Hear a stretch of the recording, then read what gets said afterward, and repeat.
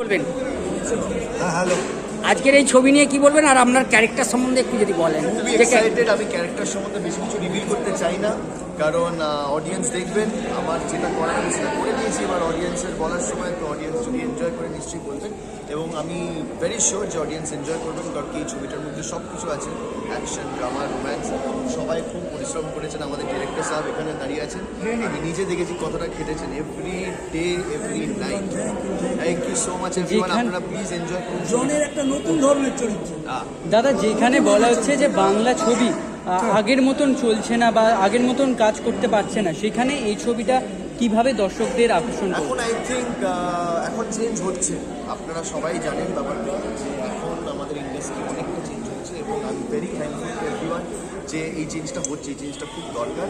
এরকম ছবি থাকলে, ঝুমুরের মতো ছবি থাকলে ইন্ডাস্ট্রি আরও চেঞ্জ হবে, খাদানের মতো ছবি থাকলে আরও চেঞ্জ হবে। তো দর্শক ভালোবাসছে, চেঞ্জ হচ্ছে, বাংলা ইন্ডাস্ট্রি গ্রো করছে, এটাতে আমি ভেরি হ্যাপি। Thank you.